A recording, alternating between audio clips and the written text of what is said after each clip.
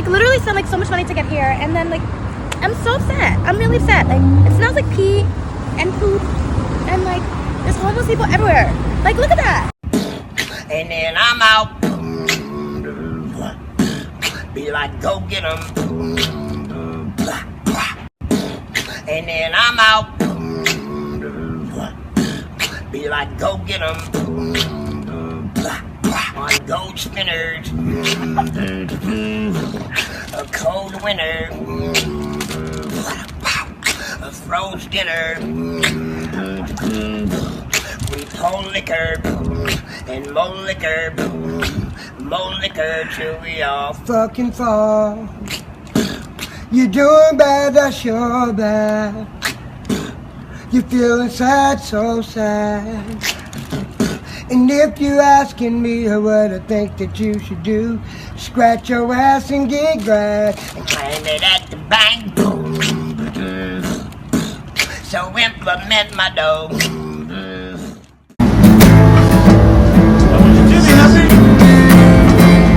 I want you to know that the roses love you, like a stuffing flight over the Grand Parade. I want you to know it's just a football game. I'm Tiffany Haddish. I'm from South Central Los Angeles. What's crazy is I don't think anybody in my family realizes that I'm living in my car. Welcome to my house, the 1995 Geo Metro. I think of how long am I gonna let myself be homeless and continue to do this comedy. I think to myself, by the time I'm like 32, if nothing's happened, I'm gonna just go ahead and get me a rich baby daddy. When I was homeless in LA, when I didn't want to sleep, if I didn't know where I was going to sleep, I would go on Tinder and I would, talk to girls, and I would just stay at Tinder girls' houses like all the time. The biggest breakthrough for me to not be homeless. I had an idea for a movie. It was called 30 Nights, 30 Swipes, or 30 Swipes, 30 Nights. And it was like where it's a homeless guy and he, you know what I mean?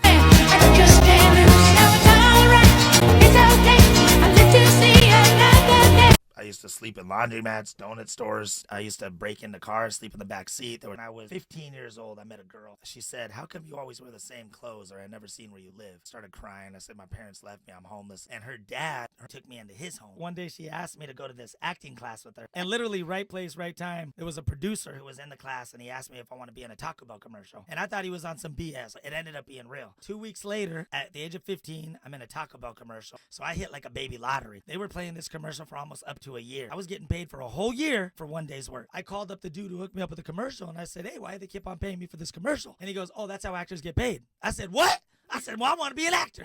Hey, Alexandra, come here. Listen, have you seen Cindy? Cinderella. Looks like someone has a crush. Cindy's back on the block? Oh yeah, she's back. She's back and she's going hard. We made a business transaction. Out here, it is all about our hustle. And that's it. Do you have any idea how brave it is to be homeless in Hollywood? I'm just saying, talk to literally any homeless person in Hollywood. Most of the time, you're gonna find somebody who never gave up on their dream. Does that make sense? Those people know what tenacity is. When they up to score with him, walking down whole time, I know he got some.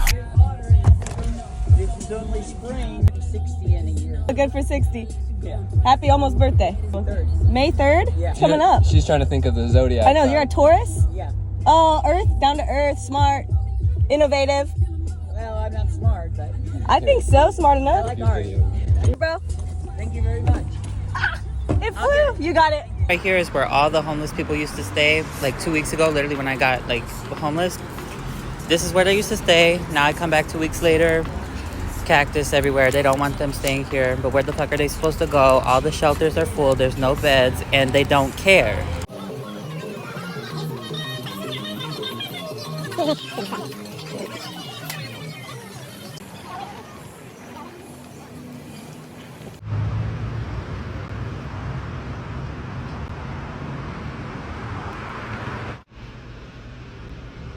Inside this wooden shed that sits on lives a man who goes by the name Q. He built it himself. The construction sites around the neighborhood, some of them put out the old wood, that they finished cutting.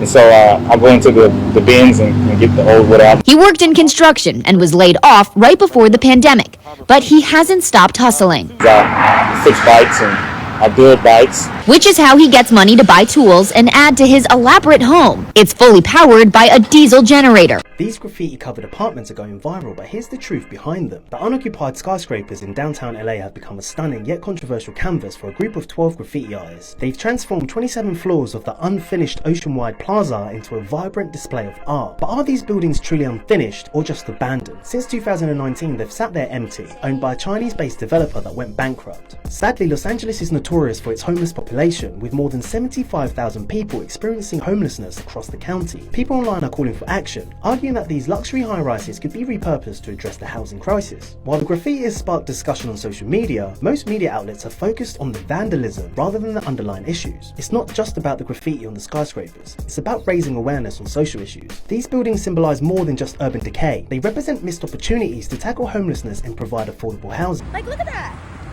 You know, everyone's dream is to get to Hollywood. You know, I finally fucking get into Hollywood, and it's disgusting. I'm so upset. I'm so mad right now.